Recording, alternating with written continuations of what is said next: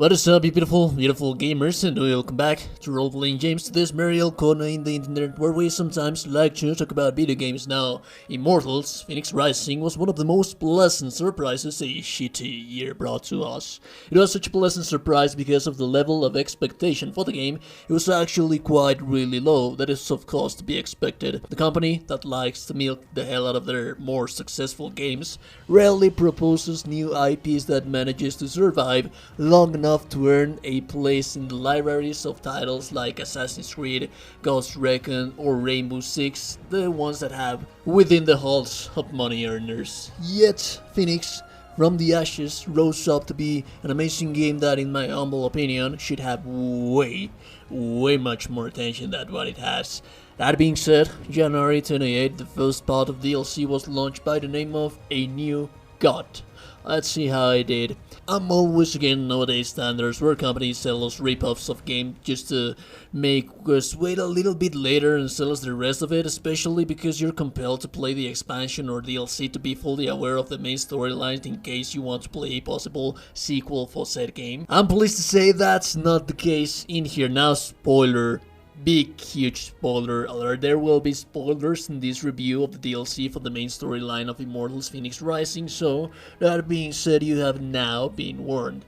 The main storyline of the New Gods takes just after the ending of the base game. Typhon is defeated and Fenyx is invited to be part of the pantheon of the Greek gods as a main deity.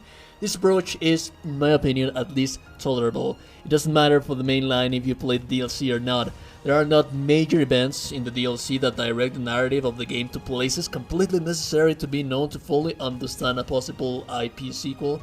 Now, I'm not saying that there will be a new second entry of the game. There's nothing announced yet, but we do have to take in mind that Ubisoft's track record is based on building IPs and continue working with them, even the less successful ones, like it happened with the very first Watch Dogs. Now, like I said, there is not major nor bigger impact with this first part of the DLC in the main narrative because it makes what you already know. When you finish Immortals Fenyx Rising, you're invited to be part of the main pantheon of gods. That's pretty much what you do. There are no major complications or plot twists worth knowing if you would like to play a possible sequel in the scenario that we would have a new one. As of the main narrative of the DLC, it remains being this light-hearted humor that will have a different impact on everyone. Me personally, I laugh and chuckled and I laughed the hell out of myself on those silly jokes that are just being told to you. They're especially more enjoyable if you're familiar with the myths of the Greek mythology. One of the biggest and more enjoyable parts of the game was the exploration. I'm talking about the base game in here.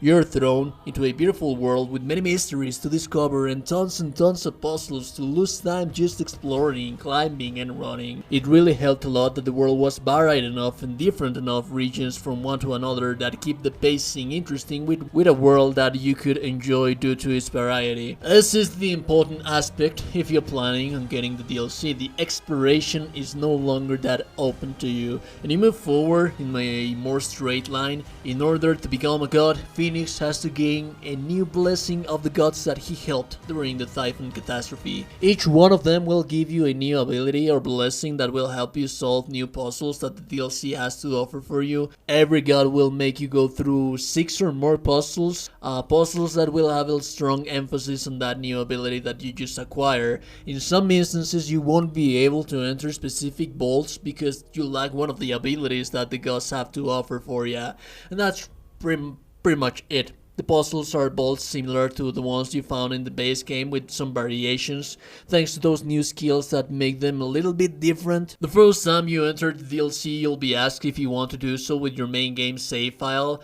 This way you'll maintain all the skins that you acquired during the first playthrough, although if you have a specific playstyle based on the perks that those pieces of gear offer, you have to tell them bye-bye, since those are not longer usable in the DLC, where you'll only be able to use the endgame gear you obtain in the base game by completing the Hermes heroic tasks. A new piece of gear is also added for each character slot, and a new tier to upgrade by using Olympus resources. And if you enjoyed maxing out your potions, yeah, well, they're they're gone. Yeah, that's pretty much it. You no longer use potions in this one.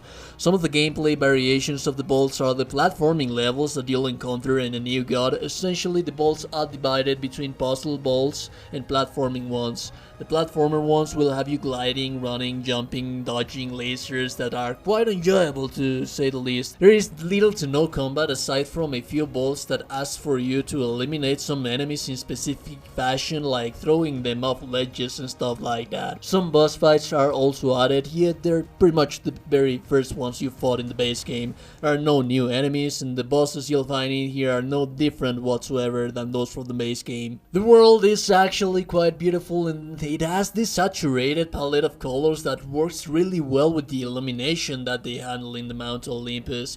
The downside would be that there is not enough variety, that what you see is what you're going to see during the next 8 to 10 hours of playthrough, which, if you ask me, is a substantial amount of playtime for a DLC.